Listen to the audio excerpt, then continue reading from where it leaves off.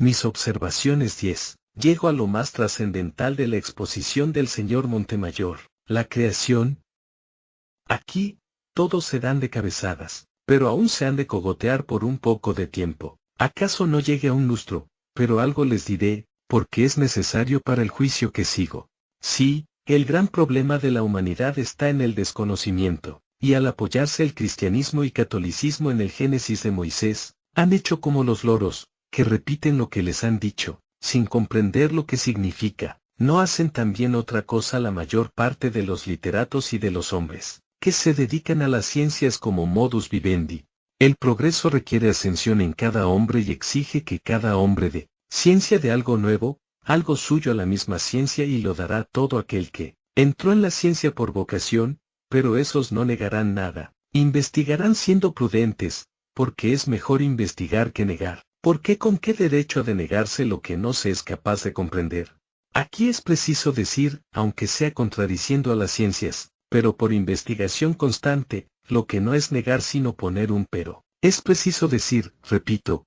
que la memoria es un vacío que el hombre tiene. Y se puede probar siempre, que ningún hombre pensador, ningún principiante a sabio, porque sabio aún no hay ninguno, ningún principiante a sabio, digo, poco o nada aprenderá de memoria en los libros. Pero en cambio, penetra el espíritu del libro y sobre él da cosas nuevas, cosa que no encontraréis en los que son capaces de repetir todo un libro que han leído, en cuyo relato nada suyo dan, ni penetran más que hacia otras, hacia las sombras, mientras que al pensador le basta el epígrafe o una ojeada, para tomar el norte marcado, porque esto es lógico y prudente, y sin memoria, de lo que leyó, ha fijado el tópico a donde debe llegar, lo que es penetrar hacia adelante, hacia el más, al progreso, siempre inacabable. El hombre de memoria feliz, podrá servir de cicerone de lo pretérito y enseñar a otros vacíos como él, mientras él aprende también lo que hace el pensador que está delante de él. Y no ha de sorprenderle, que el pensador, el aprendiz de sabio, su maestro, le pregunte una o muchas veces, dígame, ¿qué pasó en tal época? ¿O quién dijo tal cosa? Y no se desdeña el sabio, pero suele engreírse el ignorante, el loro de memoria feliz, pero no es capaz el engreído de resolver un problema aún no escrito, ni definir un dilema que se presenta entre un nuevo principio y un principio arcaico.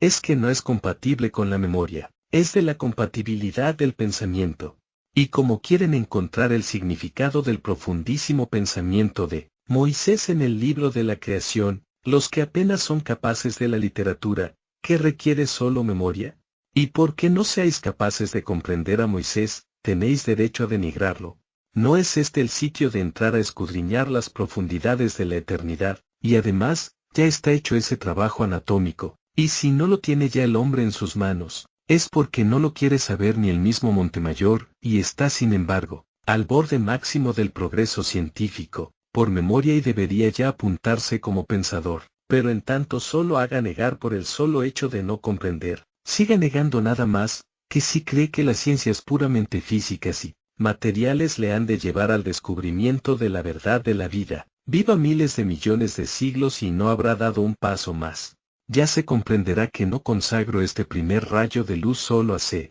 Montemayor, sino a todos los hombres sin distinción de ideas, credos y religiones, pero entiéndase bien, que no hablo a las ideas religiosas y credos, porque éstas son causa y no son cosa, y los hombres son efecto y son cosa, malos o buenos, según la causa que los hace, pero este juicio será fatal para todos los credos, ideas y religiones que no sean buenos, que no estén dentro de la razón universal, del hombre universal. Desde luego, el cúmulo de pruebas científicas que expone, han sido siempre impugnadas, coartadas, denigradas y hasta sus autores y defensores excomulgados, perseguidos y algunos sacrificados por los católicos sus contrincantes, lo que es prueba evidente, del abismo que separa a la religión católica de las ciencias. Y esté seguro, C. Montemayor, que lógica y racionalmente, estará imposibilitado de rebatirlo, ni su contrincante, ni todos los católicos, desde el pontífice hasta el más inconsciente uncido al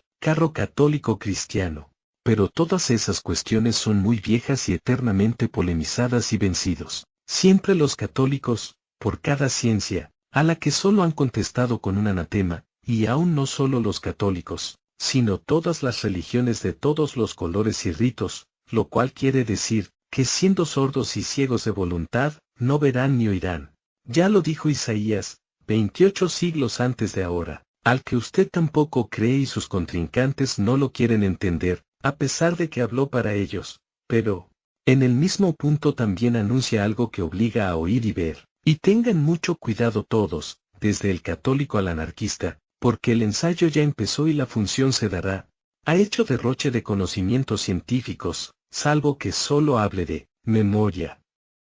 Mas si ahí terminara el progreso, ¿no sería una lástima estas controversias, tan altas, a pesar de ser tan bajas? ¿No sería usted mismo vencido con todos sus argumentos, si luego desapareciera para toda la eternidad del escenario de la vida, que es eterna y continuada? Desaparecer para siempre, no sería un límite al progreso, lo que haría maldecir de la vida misma. ¿Por qué maldito lo que importaría luchar? ¿Y qué importaría reconocer la eternidad de la vida, si nuestro espíritu, individualmente, una sola vez viviera como hombre o mujer? Investigar es de sabios, negar es de ignorantes. Moisés sabía que la vida no acaba nunca, para todo lo que una vez vive, y debió meditar más de 100 años para hilvanar su génesis y reconcentrar en símbolos y figuras, para dejar un índice de todo lo que el hombre, entonces era aún incapaz de comprender y aún hoy lo es, en general, con rarísimas excepciones.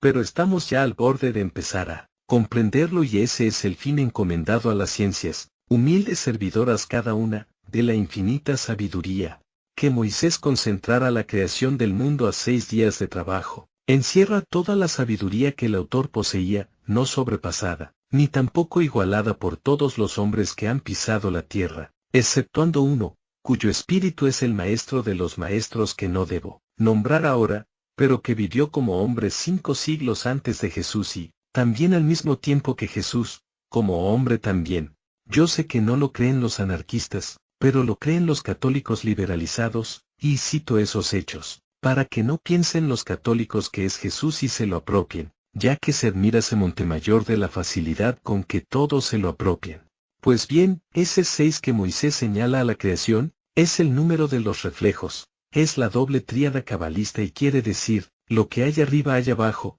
y quien quiera comprenderlo, no lo conseguirá por unos años de universidad, ni por todas las ciencias matemáticas y necesitará asistir más de 100 años a otra clase de universidades, después de ser educado en saber investigar y no negar. La cábala de los números, es la antesala de la sabiduría, esta no tiene quebrados ni decimales, y es la matemática pura que no tiene círculo, porque vive en el cubo y basta esto para el primer rayo de luz. Comprendamos la vulgaridad de los 6 días de trabajo y entendamos lo que significa el séptimo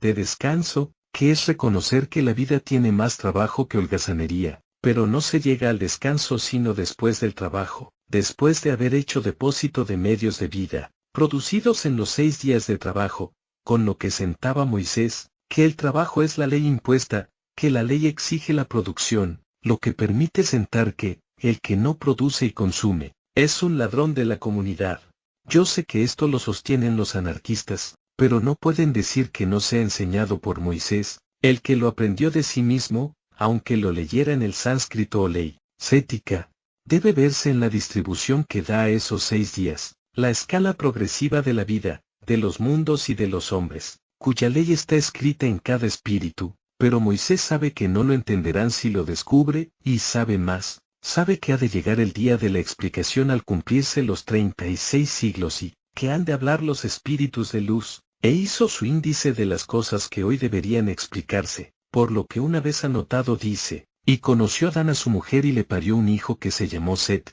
en el que los hombres empezaron a llamarse de Jehová. Es aquí donde empieza el génesis de la raza adámica, lo anterior son símbolos, figuras necesarias para guardar los secretos, qué lógico es que los haya para los que no pueden comprender un axioma. En el mismo caso se encuentra al hacer el símbolo del arca de Noé, a causa de que se había hecho el inventario, diremos así, del desbarajustado negocio de toda la tierra, y como les diría a los primitivos, Noé, ni Moisés, el nacimiento real del hombre en su primera aparición, el despilfarro hecho, su enorme deuda al progreso, la malversión de 44.250.000 siglos de existencia, el sacrificio que hubo de hacer la tierra para producir al hombre y darle luz, de noche con un pedazo de sí misma, que desprendió y la gravedad llevó al sitio de la ley. Apenas lo comprenderán hoy los hombres y solo lo creerán cuando vean muy pronto producirse el fenómeno semejante. Yo conozco el paño y se va a preguntar, ¿entonces Moisés era sobrenatural?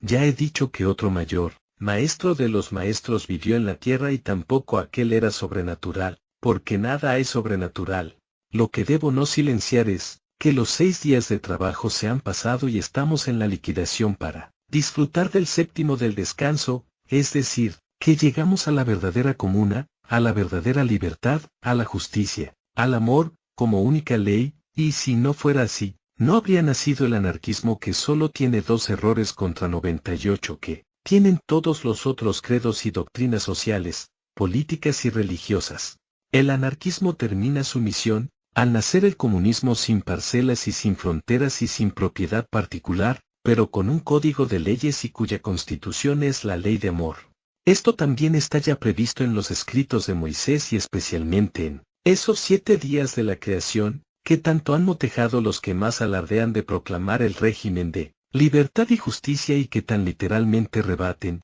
sin entrañar en el espíritu de la letra y menos en el espíritu del autor. Pero es conveniente caer en esos 2 errores, matando los 98 que tienen sus controversistas católicos y los de otras tendencias materialistas o religiosas. Que diga Moisés que Dios creó el mundo de la nada, toda razón de luz conoce y lo saben hasta los niños, que la nada era llamado a lo impalpable, y lo impalpable, precisamente lo es todo, porque es el éter, razón o fuente de la vida y la misma vida, porque el éter todo lo llena, todo lo vivifica como eterno fundente y nadie lo palpa aunque lo respira y todo nuestro cuerpo, solo es esa impalpabilidad antes de ser cuerpo, y después de dejar de serlo, vuelve a ser impalpable, nada, éter. ¿Acaso no entró en esto Darwin, porque no era esa su misión, sino poner bases a una razón evolucionista y consintió caer en un error para matar 1000 errores y en esto precisamente consiste su valor filosófico, pero de ese valor filosófico a la verdad científica que se le quiere dar a su obra, hay tanta diferencia, como de la luz directa del sol a la reflejada por el satélite, y aunque fuese aceptada su teoría por la mayoría de los hombres, en un momento, luego, cada hombre hace su filosofía, porque cada uno tiene su filosofía, y entonces se acude a un demostrativo, que tampoco puede satisfacer a todos lógica y racionalmente, por la lógica razón de que cada uno es un grado diferente. De esto se desprende, que una filosofía que no sea universal, es decir, que trate universalmente de las cosas en sus 2 polos, en sus 2 representaciones innegables e inconfundibles de materia y espíritu, no puede llamarse tal filosofía sino filosofía de fulano, de Darwin, por ejemplo. Además, una filosofía falta de espíritu universal, no puede jamás formar credo, es lo mismo que una ley transitoria, que pasado el momento que la pidió, es derogada por sí misma. Y, finalmente, para que una filosofía, o ley, sea perdurable o secular siquiera, además de que ha de dar al César lo que es del César y a Dios lo que es de Dios, es decir, a la materia lo que le pertenece y al espíritu lo que suyo es, no ha de faltarle nada de lo conocido de los 2 polos y ha de ser demostrado y aceptado e impuesto por el gran neutral demostrador, el plebiscito, y esto, hoy, no tiene vuelta de hoja, ya que tenemos las leyes por las que se demuestra en luz, calor o fuerza, la electricidad, la que sin el neutralizador imprescindible, filamento o carbón en la lámpara y el enrollado en el motor, la electricidad no sería dominada y sujeta a producir los efectos benéficos de su riqueza. Sin duda le faltaron los conocimientos de las leyes de la electricidad sin la cual no cabe ninguna transformación, ni aun la transformación del pan y el vino en el cuerpo de Jesús, como pretenden los católicos, en el impío sacramento de la Eucaristía, y es decirlo todo. Si Moisés pudiera hablar de electricidad, es decir, si hubiera hombres que lo comprendieran, no lo dudéis, hubiera hablado, pero sobre todo, ser cuerdos y prudentes, anarquistas y no neguéis. Si Moisés, repito, tuviera quien lo entendiera, en vez de decir de la nada, ¿Acaso hubiera dicho de la electricidad? Pero seguramente hubiera dicho del éter, pues lo conocía y muy a fondo. Darwin, sin embargo, es muchos siglos más tarde y podría entrar en ese terreno, pero entonces, no hubiera hecho al hombre mono, aunque pudiera llamarlo monito en sentido cariñoso. Darwin vino con un punto de misión, que era, y este es el secreto, a marcar el límite de la deidad de la materia, para poner al hombre al borde del precipicio, donde se hunda por su inercia, o del paso colosal de saltarlo y encontrarse con el espíritu, y, ni los mismos darwinistas y los simplemente anarquistas, no quieren ver en la obra materialista ese tópico, que resultará luego, cuando se puedan convencer de que Darwin fue mandado a esa obra por Moisés. Todo será admiraciones, interrogaciones, interjecciones de todos colores y calibres, pero, Darwin no me desmentirá ni en su obra escrita ni en su obra de espíritu, y, sí, confirmará que fue mandado por Moisés, porque niéguenlo, desconózcanlo, ridiculícenlo como quieran, vive en espíritu, como liquidador de la ignorancia, como regenerador de la familia humana terrestre y como hombre, siempre fue, es y será el legislador de la verdad, y Darwin, será muy honrado en servirle en una ciencia, como cada otro hombre. Y no dude nadie que puede estar Moisés hoy, hecho hombre y puede estar Darwin, como está el que fue Ptolomeo y es astrónomo, para desmentir hoy el error de que las estrellas eran clavos puestos en el cielo para adornar al Dios hombre, al que luego, Darwin, lo declararía mono. ¿Cuál de los dos ha dicho verdad, o no la ha dicho ninguno de los dos? Aceptad si queréis, negad si os pléis, al fin, por negar y por afirmar, la verdad será siempre la misma, esta no cambia, el que cambia en cada instante es el hombre, de ignorante en sabio y la verdad que ayer no vio, la vislumbra hoy y la verá mañana. Por esto es mejor investigar que negar y de la investigación, hecha en razón con los dos polos, con la materia y el espíritu, ir desterrando errores, hasta no tener ninguno. ¿Qué Moisés ideó su Adán y Eva? No. No los ideó como seres. Son realidad como hombre y mujer. Lo que sí los ideó, en forma de que un día se comprendieran como los primeros hombres, porque no se puede llamar hombre al que solo se cree dos entidades, cuerpo y alma, lo mismo que cualquier bruto. No, no es el hombre el de solo cuerpo y alma. El hombre, lo es por su espíritu, el que procede del Creador universal y es, consubstancial y ave y coeterno con él y en él, y hasta que logre este espíritu dominar todos los instintos de la materia, se está oculto en el alma que una vez toma en su primera existencia, embrionaria y ya, para toda la eternidad. Sí, ahí permanece oculto, dominando instinto por instinto y tirándola, pesantez, lo burdo, las escorias de la materia y en miles y millones de reencarnaciones, llega ese espíritu a mostrarse y a hacerse sentir por su luz, de progreso, y cuando ha llegado al grado correspondiente, su cuerpo lo reconoce y la primera vez, se espanta de su largo error creyendo el alma el más y entonces ve, que ésta, solo es un intermediario, una resistencia que permite unirse los dos polos y dar luz y mostrarla en las artes y las ciencias y al fin, en la sabiduría y el espíritu entra en su reinado. Es el primero y no se le concedía ni vida ni acción y es él solamente la vida, inteligente del hombre, el creador de formas y el demostrador de la vida. Los primeros serán los últimos y los últimos los primeros. ¿Lo entendéis? ¿Lo negáis? ¿Lo afirmáis? En todas formas es así, y sólo cuando el hombre puede decir, comprendiéndolo, me compongo de cuerpo, alma y espíritu, soy el arca de Noé, sólo entonces puede llamarse hombre y aún hay muy pocos. Estos sabían Adán y Eva. Los ideó mal Moisés en llamarlos los primeros hombres. Ya lo veis, ellos eran los primeros hombres de una raza regeneradora, de una raza que venía de mundo mayor y traía el progreso para el sexto día de trabajo.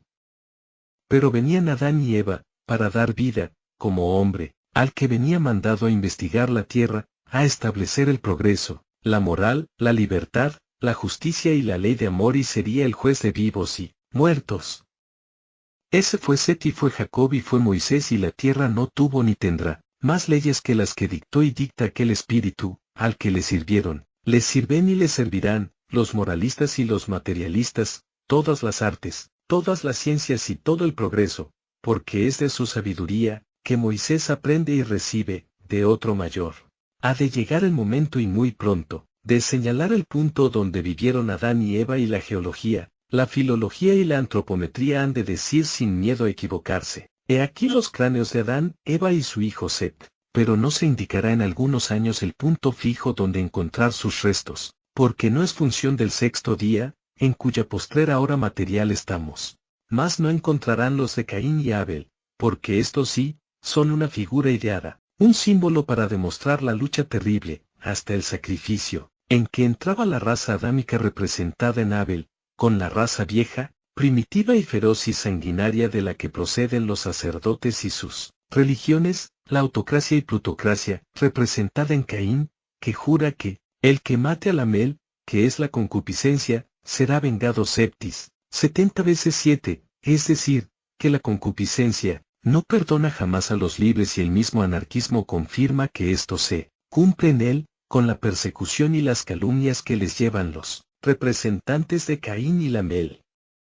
¿No es esto verdad? Pero es el caso, que muchos anarquistas calumnian, niegan y hacen guerra también, acompañando en ello a sus mismos verdugos, contra un credo invencible que era el que Moisés tenía, el espiritismo, al que se quiere rebajar al nivel ínfimo de cualquier ciencia, cosa imposible, porque él es la sabiduría y el que marca los puntos, inequívocamente a cada ciencia en su hora justa, porque el espiritismo es la solidaridad universal, infinita, de los espíritus que jamás mueren y se descubren, encarnados en un cuerpo de hombre o mujer, para desentrañar esos símbolos, esos idealismos de Moisés, y antes que de este, como hombre, de Set, autor del sánscrito, o Vedante, primera ley escrita en la tierra, y estar seguros, que Set y Moisés, son dos cuerpos diferentes, pero es el mismo espíritu, y no dudéis tampoco, que tenga que explicar el arca de Noé y todos aquellos símbolos que tanto extrañan los que no pueden entrar en sus entrañas.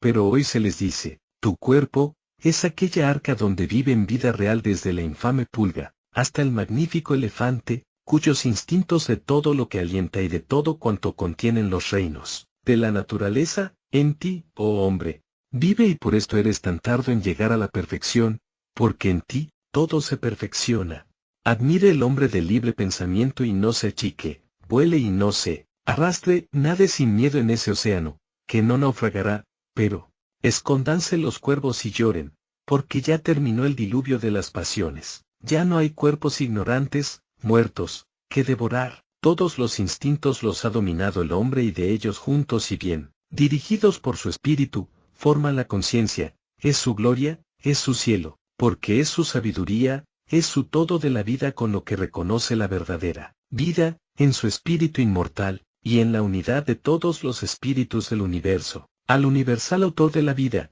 que no es Dios, es su Padre. Lejos, muy lejos de Moisés estuvo la idea de burlarse de la humanidad. Se burló de Faraón, que representaba la tiranía, y se burló y condenó de todos y a todos los dioses irracionales, y quiso y quiere espiritualizar al hombre, para sacarlo de la animalidad, de la bestialidad, de la concupiscencia, y dio una ley que dura 36 siglos, y no se debió escribir más otra moral, ni teológica.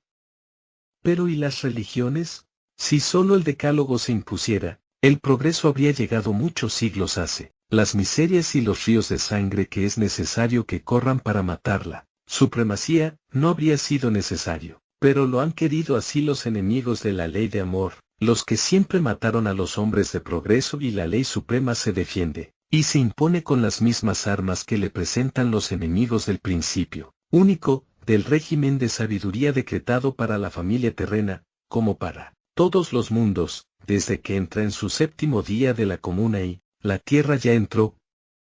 Pero ¿y Caín?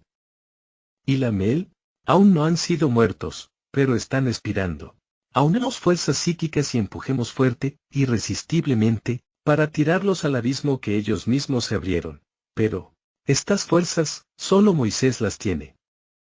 Pidámoslas.